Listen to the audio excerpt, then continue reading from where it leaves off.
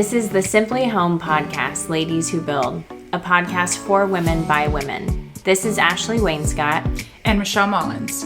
After spending the last 10 years revolutionizing the construction industry and raising the bar of the contracting world, we are inviting you on our journey as we continuously learn how to be extraordinary and thrive in this industry.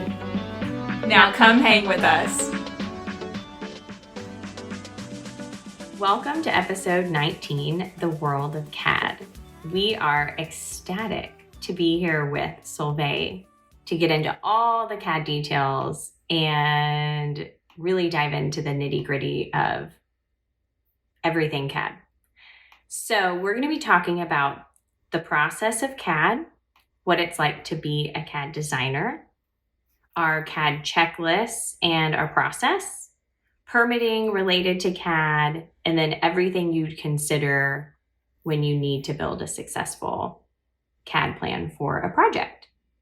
Okay, so we're going to kick this off with Solveig. Solveig is going to talk a little bit about herself and how she found us, how we found her, our romance story, and our love story. Maybe I shouldn't say romance. I think it's a little bit of a romance. I think it's a relationship. Yeah, we're dating. Yeah, we're dating. We're trying this out. And yeah, we want to hear all about you, Solveig. So tell us about how you got started in this, your background, and let's go. Well, I was an interior design student at Texas State. I moved to Texas in 2019. I'm originally from Chicago and decided to transfer because Texas State has a really great interior design program.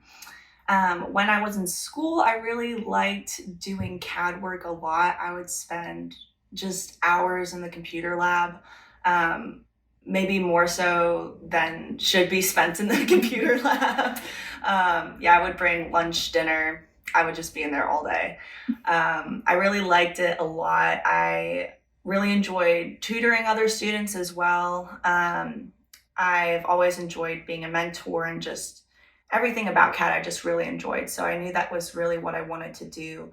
I ended up taking a break from Texas State for a bit and I decided to focus more on my CAD education. So I ended up going to ACC to get my certification in AutoCAD drafting. And from there, I started working for a startup cabinetry company.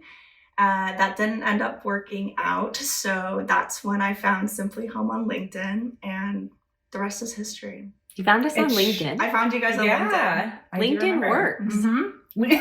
LinkedIn works. Did you guys know LinkedIn works? Yes, yeah. So, okay, why don't you tell people what CAD is, first of all? So CAD stands for Computer Automated Design. I specifically work with the software AutoCAD. There's many different softwares in computer-aided design. There's obviously AutoCAD, and then you have Revit, SketchUp. There's so many different types of CAD software, but I specialize specifically in AutoCAD. And it's a 2D drawing platform. You can do 3D design in AutoCAD, but it's specifically more catered to 2D design. And it's used for all types of technical drawings. So you can work in civil engineering, electrical engineering, and then architecture, which is what I use it for. And why did you pick AutoCAD? Was that what the school preferred when they taught the classes? Did they use AutoCAD? Yeah, in school we were trained in AutoCAD. That's what I was proficient in. So that's what I ended up choosing. I remember when we first interviewed you, beyond why we needed CAD there was a lot of reasons, but one of the important parts of our interview process is making sure that team members are a good culture fit. So it's one thing to have a skill or it's one thing to know construction, but are you a culture fit? So I remember when we first met, I got off the phone and with our other partner at the time, and I thought, oh my gosh, I love her, and we need to figure out how to get her. So whatever she needs, let's make happen. And so it just clicked, and so I knew that you would make a really great addition to the team. So it was great. I really felt the same energy from you guys. Like I really felt like it was going to be a great fit. I really love the company culture. I'm just so lucky to be here, and I'm very grateful Well, you have to say that right now. I know I have to say Thank that, you. but We I did feel didn't it. make Solveig said that. Let the record be known. She said it on her own. She is not forced. I'm saying this on my own prerogative. Yes, thank you. I couldn't think of the word. I was like, on her own. Period. It's coming from the heart. The end. We can just end the and episode that's there. it. That's all we Great. need to know. I think, though, that you should talk about why we did need CAD. Well, that's a good point. I think about before we had you a part of the team, and one of the biggest things, within a company, as you grow, you start to find out what else you need or what other services you need to start providing. And when we started getting more and more projects that became more detailed, we found ourselves having to outsource for drawings because we realized the outcome of having a drawing for the project management team versus not having a drawing that they could go off of was transformational. And those projects ended up being way more successful and easier for the PM team. But it was also very expensive to consistently outsource. And when you're outsourcing, you're waiting on their time frame. So we would be waiting, weeks and weeks to get back a first draft of something. And then, heaven forbid, the client or us or the designer wanted to change something. So then that's another couple of weeks that we have to wait. It was an easy thorn that we realized we needed to solve quickly. And so it was almost a trial. We thought, should we just do this in-house? What would it look like? Would they even have enough to sustain keeping busy? And that trial flourished, obviously. And we realized as soon as you got in the role that how necessary that was to bring you on. It's like, I can't even imagine doing this company again without not having this role. Yeah, I cannot imagine you guys not having CAD internally. I can say that because it's my job. But no, I think that's why it's so important to have CAD internally because of those timelines, especially. And having to outsource CAD means having to wait on responses for, I don't even know how long that would take. If I'm just thinking about all the revisions that I have to do based on client feedback, based on designer feedback, based on vendor feedback, and how many rounds of revisions there are sometimes for certain projects. Wow. Yeah. I know. I think it's absolutely necessary. Yeah. And now that this role is so integrated in everything on the sales and planning side, when I think back to when we did outsource they weren't integrated. Like they weren't on our Monday jobs meetings where we're talking all about the job and we can talk about plans and revisions and the client wants to make changes. It was more like a back and forth email or a phone conversation. And then we'd have to update them along the way. And then that would push things back. And we had different CAD designers for different projects. So then we had to keep up with who was on what project. It was just a lot. Right. I think that's another thing that makes having internal CAD really special too, is I think it helps strengthen the relationships with the clients as well. Yes. Because there is a lot of communication that I have with the clients, which I wasn't expecting. It was kind of a pleasant surprise when I was brought on. I didn't realize that I would be talking with clients, having meetings with them. I thought I was kind of just going to be in the shadows, but Right, get out and there, I'm like, girl. that's not where I'm supposed to be. So You're like, put me in the spotlight. I'm ready. Yeah, I'm ready. So I think that's something that's really special is just having to build those relationships with clients, and just having those connections is really nice too. And just having that direct communication is really important. Yeah, you truly are bringing the vision to life where we can all talk about it and the designer can envision it, so we can all have this idea, but you make it come to life. And so you present them to say, this is what we talked about. This is where we're going to put this wall. And so they're like, oh my gosh, wow, this is amazing. Yes. And so it's cool because it kind of becomes more concrete at that point. Yeah, absolutely. So when you talk about the different elements of CAD, as far as I'm thinking about the gap specifically, where each designer or architect we work with comes with different set of plans, and we have our own expectations for what plans need to look like before we pass it along to the construction side. So if you'll talk about the different elements involved with, reviewing someone's plans or subsidizing somebody's plans that are only like half completed or half of what we need, things like this? Working with designers and architects is full of surprises sometimes. And I think that it's really great that we're able to communicate expectations early on in our process with them.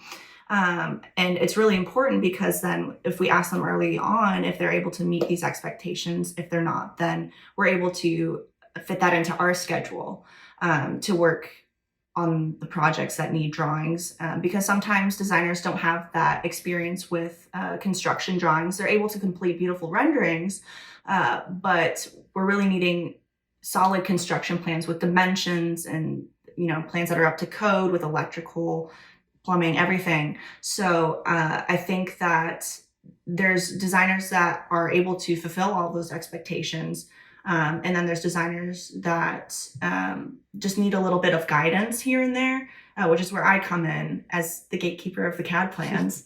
And then there's designers that just don't do plans at all. And so that will fall onto me. And that's just something that is communicated early on in our process.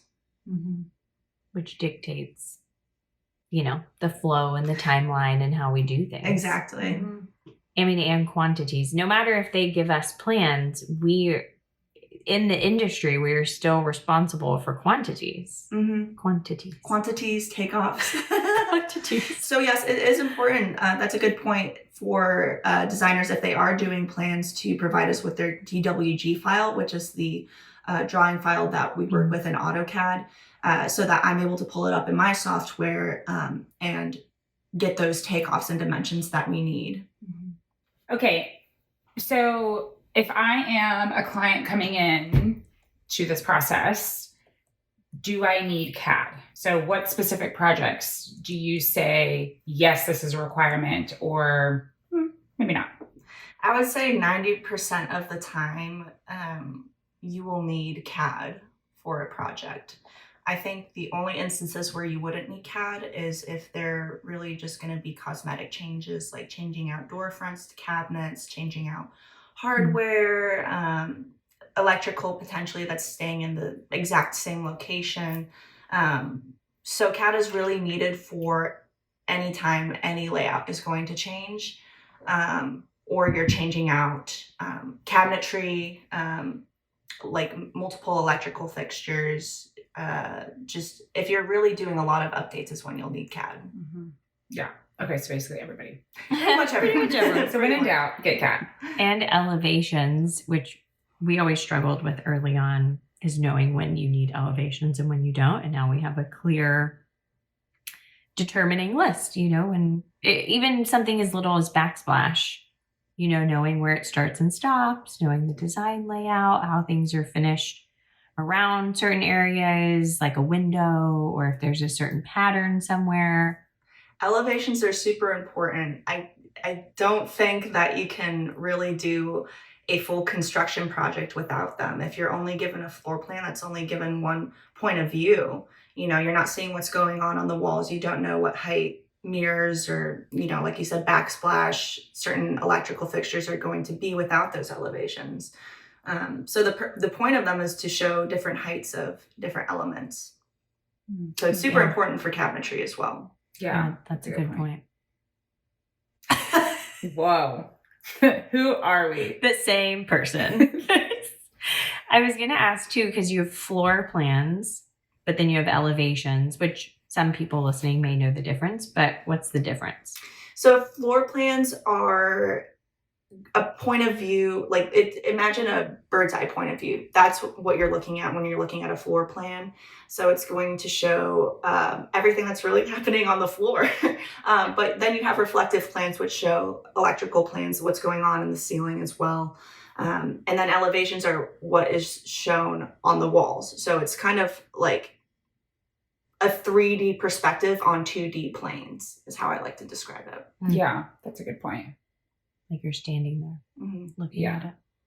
I mean, and it's so funny now that I think about all the people, even our vendors, always. I mean, I honestly don't know what we did with our CAD drawings. Like, how did we do? I mean, we just made it happen, but it's just funny because they all need that as a reference point. And if they don't have it, they're immediately, where's the drawings? Where's the CAD? You know? Mm-hmm. So it's just crazy. It took us longer because we'd have to stop and be like, yeah, what do you want here? We didn't figure this out. And rather than thinking it through before we got started, right, which makes we sense would get started and then have to stop and make all these decisions along the way. Yeah. That process was thick.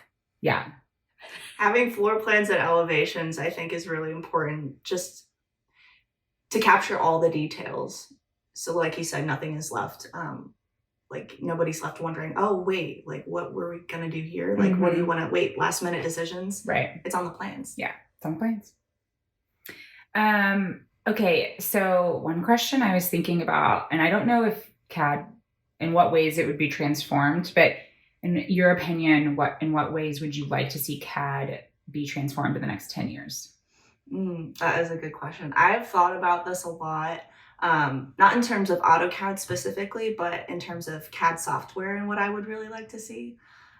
So currently we're using this software called Canvas, which uses a LiDAR camera software to capture measurements and dimensions of a 3D space. So we go in to our clients' homes to capture the dimensions of their existing layout so that we're able to produce as-built floor plans. But with Canvas comes certain limitations. So with Canvas, we're not able to capture, for example, full exterior home dimensions because the distance for Canvas to be able to capture that information is, I think, about 4 to 12 feet. So it caps at 12 feet and won't capture anything above that. So I've been thinking, well, I also don't know if there's a software out there currently that has those capabilities that would be able to capture that information. But if there's not, it would be really great so that we're able to capture that information to do more exterior work. Interesting. I didn't realize that. Yeah. Also, what happens if we go into a house that has taller ceilings than 12 feet? Like, what if they have a really large vaulted living room? Right. I guess we'll find out. We'll cross that bridge when we get there. That's our next hurdle at the company. What do we do past 12 We're feet? going to be dragging a giant, like, laser ladder across the room. Oh my gosh. Yeah, that's a good point. Okay, so that's a good advancement. Anything else? For laser tape measures to be more accurate. Oh, are they not? They're pretty accurate, but I just really trust my old-fashioned tape measure. Yeah, I know. Nothing like a good old tape measure. Yeah, the Nothing OG. like it. Yeah. The sound. Catching your finger in it sometimes. Yeah. Cutting yourself on the hard metal. Yeah. You know. There's nothing about it. You have to. So what's the process like when you're starting off CAD with a client? So CAD is really the first step in our process with any client. And with that, we start with our kickoff meeting where we're really just introducing everyone that's going to be on the sales team with them. From there, we will have the CAD on site where I go on site and I get the measurements that I need to produce their as-built floor plans. From there, I produce those as-built floor plans, and then we have an as-built review meeting with the client. So on that meeting, we'll have the salesperson on there just to compare notes to the preliminary estimate. And on there, I'm able to provide a visual aid for our client to just be able to talk more details about layout and stuff like that. So we'll hop on a call. I'll share my screen and show them the floor plan and the existing space. And there's actually quite a lot of details that, weren't thought of by the client or perhaps the designer if they have a designer. When we're looking at those plans, for example, like if we're working on a primary bath, there's maybe an outlet off to one space and I suggest adding another one and they're like, I didn't even think about that. You're like, you're welcome. I'm like, you're welcome. You're going to want that. You're going to want that. I just changed your life. Right. Yeah. So there's a lot of details that we capture in that meeting. And from there, I'm able to produce their proposed floor plans, which is their official first draft, because that will give me all the information I need to be able to do that. And after their proposed floor plan and elevations comes the revision phase. So if there's details that they're still trying to hash out with a designer or they just aren't able to decide on until they see that first draft, That's at that point is when they are able to submit requests for revisions. And that's it. And then they get their final set. That's pretty much it. Yeah. And Yeah. they get one round of revision. And that's it. Yeah, sometimes there's multiple revision phases, but ultimately we try to get approved plans in time for the preparatory on-site, which is where we bring our vendors on site to compare plans to scope of work, where we're able to bid out their work. And that's when things can change on our side. Like that's when we allow revisions internally, just not client changes to scope of work. Because at that point, the client needs to have scope of work nailed down, because Right. we're coming on site with all of our vendors with a final scope of work list. And if the client changes anything from that meeting, then things can get confusing. So anything plan related, what has come up before from vendor on sites, like electrical, things moving because maybe things can't get done in the same spots we thought, or... It's mainly electrical work I think I've run into with vendors before. It's been more of a rare instance where something will have to change after the preparatory onsite, because it's something that I'm able to keep in mind for the next project.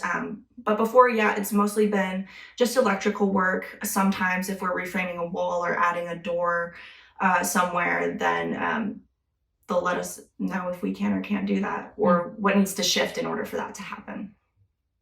And that's the other piece of this process, is the structural engineer, when we're working with a designer, not an architect, because they do that much earlier in the process. But when we're working with a designer, Solveig starts working with the structural engineer initially to go do the canvas scan and start this process, so that the structural engineer can kick off their process.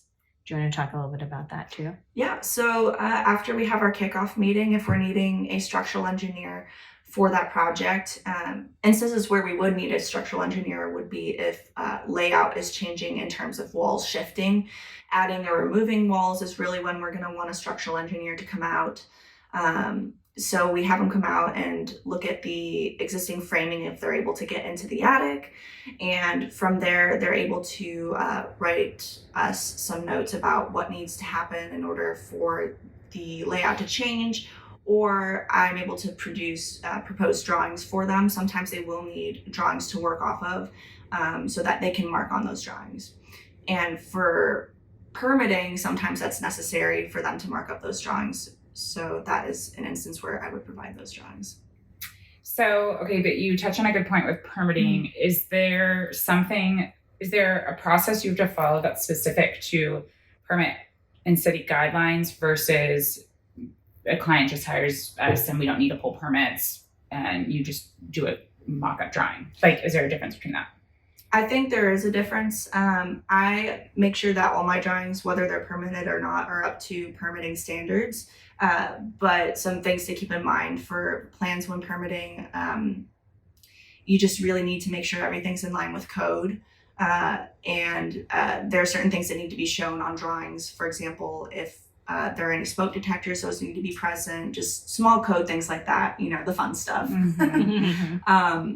But there is actually a really great resource on the City of Austin's website that shows examples of what permitted plans should look like. Oh. Okay, what excites you about new projects? I really like talking with the clients about their vision, and I think it's really fun to be able to help bring that vision to life. So talking through all the little details is kind of my jam.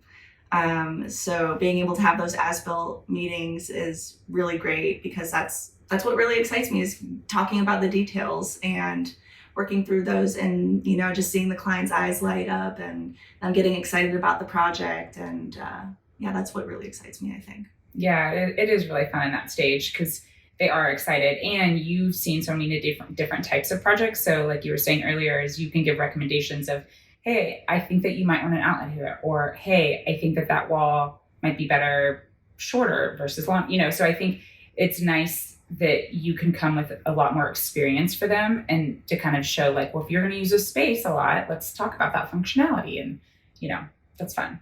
Yeah, absolutely. And people can visualize it. I Yeah. feel like a lot of people struggle with visualizing their space in a different way. Being You know? able to help a client visualize their space a bit better, I think, is really rewarding. Yeah. Yeah. And then You're they like, want to do it at that "Oh, point. I Yes, can like, see it. Ooh, Yeah. yes. You're I like, can okay, I get see it. Now it. make it happen. Yes. Yes. No, do it. Yeah. Okay, what has been the hardest thing for you with like if with this specific project or something that you've had to draw that was just really challenging? Hmm. I'd say in the past year, a project that was challenging, but was also coincidentally my favorite project to work on, was a full home project. It's was built in the 1950s, and it had a lot of very strange angular walls that were there's a lot of like narrow hallways and such. So we were trying to just rebuild the entire layout. And that was tricky in the sense of things they wanted to happen in the primary bathroom with the laundry closet and the kitchen. So I think anytime there is a lot of trying to make everything work in a space is very challenging, but also the part of the job that I really like the most. It's really kind of like a jigsaw puzzle. That's what I was just thinking of. You're solving a puzzle. And I love puzzles. Wow. That just explains why you love CAD. So if somebody wanted to know if they were going to be good at CAD, they just have to like puzzles. You just have to like puzzles. Period. I mean, that's it. And be good at math. Yeah. Well, and I'm out. Also that. And patient. Yes. You will learn a lot about yourself working in CAD. When I first started working in CAD, I would get super caught up in super minuscule, detailed things that just, I don't want to say they weren't worth my time, but there was a bigger picture to look at that I wasn't quite seeing. So it's really easy to get caught up in the details. So I want to say be detail oriented, but also you have to have the bigger picture in mind as well. Yeah. I can see that. I know you like your plans to be perfect. Yeah. Being a perfectionist is hard. But don't be a perfectionist is what you're saying. Don't be a perfectionist, but also be a little bit of a perfectionist. Just a tiny bit. I mean, and it's also interesting in the role too that you are behind the scenes quite a bit working with CAD, but then you're also client facing and team facing. So it's, you know, it's a mix of things. The clients do not see my dirty work. No, they do not. They see the pretty work. They see the pretty, polished, and clean product. Mm-hmm. I've learned so much just by watching what you do a few times of like how you set up your templates or your symbol Blocks. Yes. What are those? So blocks in CAD are little symbols that you can create and then copy and paste into your drawings, and you can scale them depending on the scale of the drawing. They're super useful and time saving. So that's actually a project I'm working on right now. It's an internal project. I'm working on my own CAD library that I will use in all of my drawings. And so I can just pull straight from there instead of, you know, if a client wants a new sconce, then I'll spend like quite a bit of time like drawing that specific sconce and scaling it. Whereas I can just have a standard size sconce that I can place into the drawing and then adjust and tweak it a little bit. Oh my God, that's brilliant. Yeah, I love that. So smart. That is so smart. Solveig's very efficient. A CAD library. I love that. I'd like to read it sometime. Yeah. I'd like to see it in a drawing. I never know how to do it. Yeah. I'm the CAD librarian. Yes. Gather around, children. Yeah. Templates and blocks are super helpful. Templates are, the world of CAD is just really broad and there's so many things to explain about it. But if I could break it down easily in like layman's terms, there's model space where you're drawing, and then there's paper space where you're plotting your layouts. So paper space is what the client's going to see. Mm. And in paper space, you can create viewports, which are basically windows to drawing space. So that's where you pull in the drawings. Templates are really helpful for that entire space because you're able to set up title blocks and stuff, and also in drawing space set up drawing windows, and just to have that for every project rather than having to set it up every single time is super helpful and time saving as well. Genius. Love it. Genius. Any other questions for you? No, what else? What else was on your mind? Something. CAD checklist. Was there anything else? CAD checklist.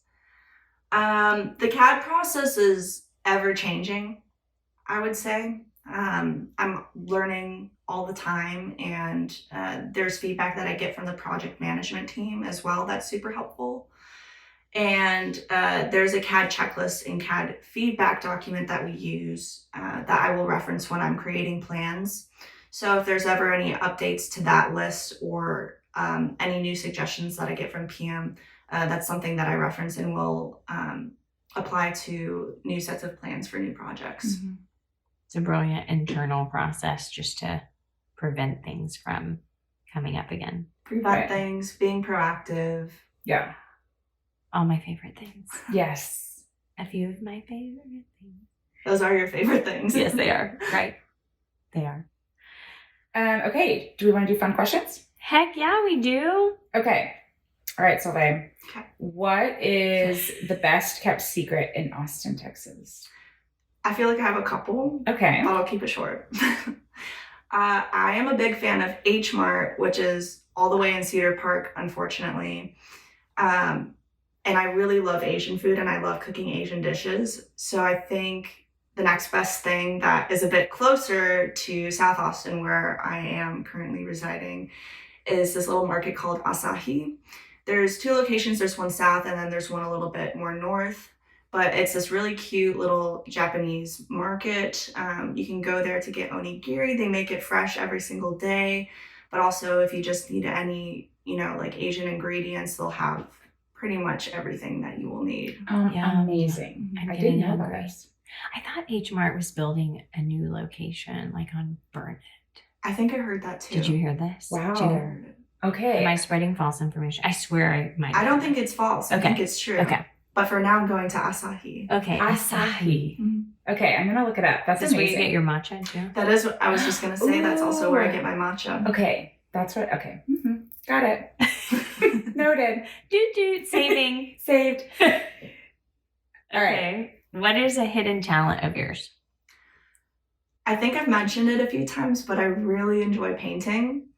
And I think I enjoy painting so much because it's quite the opposite of CAD, which is very technical, rule following work.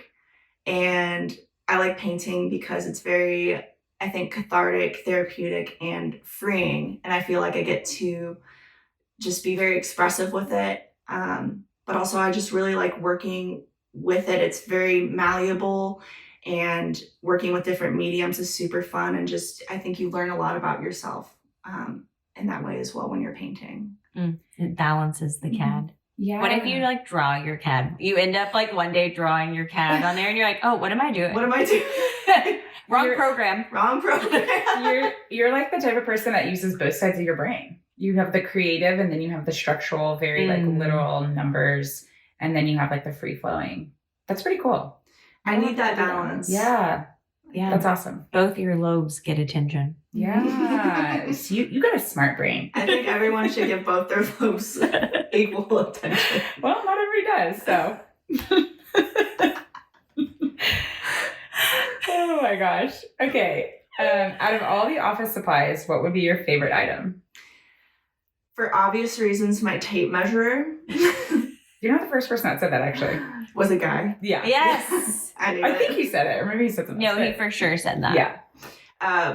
Besides my tape measure, my new baby. Which is your computer. Which is my new laptop. For so long, I was working in my little office in my apartment and didn't realize, I can be mobile. Can you be mobile with CAD? Yeah, I didn't realize. I did some research, and you can actually there are laptops like this that run CAD very proficiently. Oh. So you're opened up to a whole new world now. I know. I'm not a hermit anymore. You're like, I can go to a coffee shop. I saw you with Ashley at the coffee shop. Like I can do things. You are a whole new person now. I'm a whole new person. I love it. I'm out in the world. Yeah. There is a whole world out there. Welcome. It was like my own little quarantine. Yes. Well, that's true. And your profession, I mean, you're not one to like, you don't need to be out and about. So I'm sure, especially during COVID, that was your little huddle. It was absolutely. What is something positive in the media world that you've seen lately? I saw on the news recently, there was this dog with this very rare disease or something. I don't know. He was going to get put down, but then they tested this new antibiotic on him and it saved his life. I love that. I know. I have a video. It started off sounding sad, so I was worried. I was gonna say this is positive, Solveig. Any stories with like a dog or like a pet that's gonna like be put down and then they get saved, it just, oh my God, that really gets to me. It truly like transforms your day because it makes you happy. Mm-hmm. Yeah. Like one of our team members that saved the three-legged dog. Oh, I was just thinking that. Yeah. She's a saint. Honestly. They were gonna put him down. Yeah. It's like sad, happy. It's like, oh, I hate to think about that, but I have such a good home now. Right. Yeah. It's like dog stories, and then people that are in the army or in the service, and then they come home. Their kids. No. I live for those videos. Instant crying on my lunch break. Instant crying. Yes. Yeah. Oh, yeah. I was going to say something. Oh, have y'all seen that dog, Bunny the dog? Or Yes. No. Okay, Bunny freaks me out. That can talk. Uses buttons to talk. Oh, and she's like having existential crises. Well, so there's a big pad, right? Yes. And the dog pit. Yes. Yeah. Right. And she trained the dog. Mm-hmm. Uh-huh. I'm worried to know what Bruno would say. My dog. Like, I don't. Oh, right. His would just be squirrel. Oh. Oh my gosh. Literally squirrel. That's so funny. That's his trigger button. Okay, Solveig. Yay. This was so fun. Thanks for joining us and telling us the world of CAD. So happy to be here. Yeah, now we all know the world of CAD. Yeah. And then if you want the little twisted parts of my Yes. Well, now if people want to experience working with you and see your skills, I mean, yeah, this is the way to do it. So come on board. Yeah, please come on board. Please help. BBB SOS. Hello, SOS. I have lots of plans to draw. Do. But no, honestly, I would love if we had another drafter come on board. I just love mentoring so much, and it would be very, very, very welcome. Maybe you should teach a course. In the future. Yeah, you should teach a course. That's my dream. I'll sign up for it. Is this your way of getting out to the world? Somebody apply to Simply Home. I will be teaching a class. This is a public news announcement. Yes. Okay, good to know. Noted. Okay, well, thank you, Solveig. Thank you. And thanks, everybody, for listening in to the world of CAD. Ta-ta for now.